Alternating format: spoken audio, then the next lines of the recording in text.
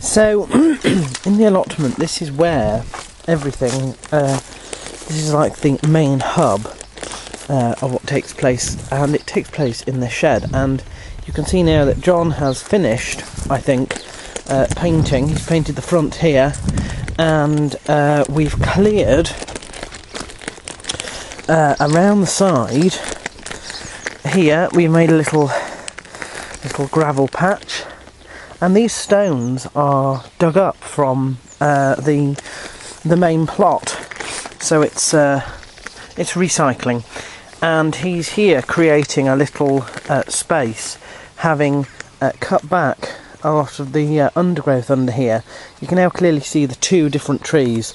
We've got that one, which is some sort of red currant, and this one, which is some sort of gooseberry. And I sort of have to figure out how to net these now, to stop the birds from getting them, because obviously the fruit is sort of formed, and you can see, where are we? You can see the fruit is formed, and it's going to start ripening shortly.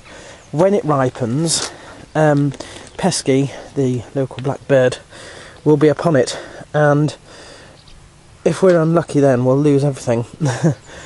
And while these are inherited, we have grown quite fond of them, and would rather like to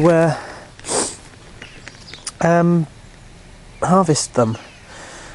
So that's something that I'm going to be thinking about over this next week. My parents are on holiday, and so I'm looking after this all on my own at present.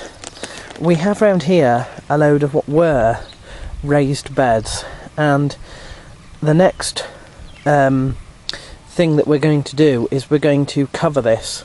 We're going to make this an area of decking, mainly so that my nan can come and enjoy this allotment as well. And we do have some old wood that we are permitted to use around here, so this will be the decking, and I imagine that's going to be what John does when he comes back from holiday. That structure there, I think we're getting rid of. And so I'll show you now what's been going on this past week.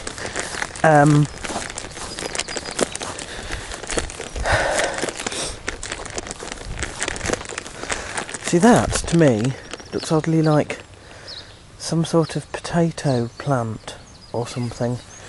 But anyway, I think that might be a potato plant, but oh well. So we are having found that the netting on these strawberries works absolutely fantastically, and I'm going to need to start pick some of these shortly. I don't know if you can see them down there, but they are ripened now, and Pesky can't get anywhere near them, so I'm going to have to harvest them shortly. Here you can see Sue's leeks. They haven't yet expanded, and we got given, in fact, some of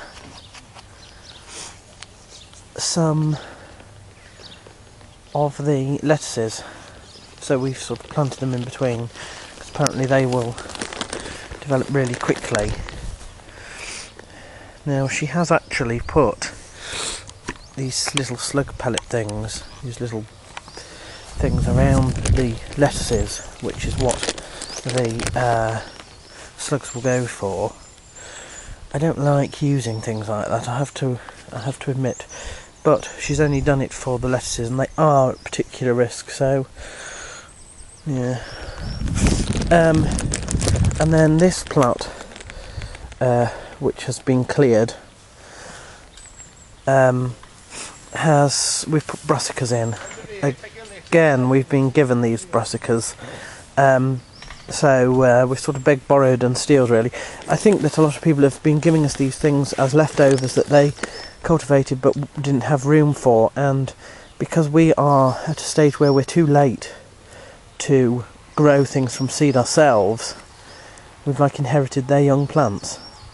That area along there is where I have done more ground clearance, and the other thing that that I did, you can see here, is I've made a start on weeding around the potatoes. We actually have 3 lines where we thought we only had 2. And in fact I found a frog that lives amongst these weeds. So I don't know if he's still around, but if he is, we will see him, no doubt. And so just the ground clearance and the weeding there just needs to continue for this week. And that's it. I can't really, there's no way to show you, except for sort of weekly, what's going on, because I come here straight from work. And there's no way I can bring my camera, so, you know, apologies for that, but you get the gist of it.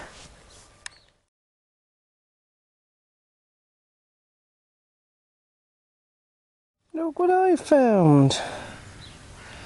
He's very pretty. It's some sort of beetly grub type thing, and there are lots of them around. This one's quite small. They end up quite big. He's only got 6 legs, so it's an insect. But he's very, and I'll try and make him go. No, he doesn't want to go now. But he was before racing around. Gone all shy now. Loads of these little grubs around. There he is, there he goes. Whee! No, he's changed his mind again. I think they're harmless. He's certainly not bitten me. Oops, there he goes. Struggling with the hairs a bit. I'll put him back where I found him. You may not believe this.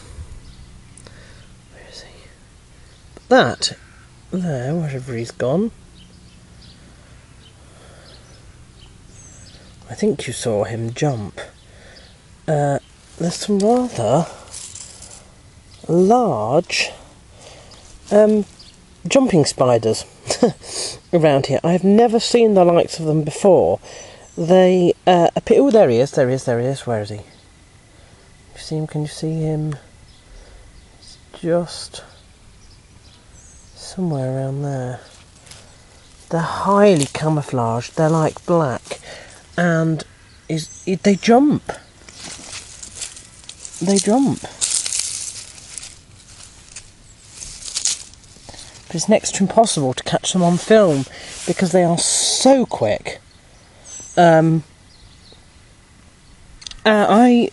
It's funny because I've only come across 2 different types of jumping spider. The miniature jumping spider, which you see often on brick walls, and the huge jumping spiders in the US. And these are like nothing I've seen before. They resemble black orb spiders, but they have the sort of juiciness of a furrow, and they jump, and they are the quickest type of spider I've ever encountered. Quicker than your house spider. So quick, you just see the movement. You don't even see the arachnid itself.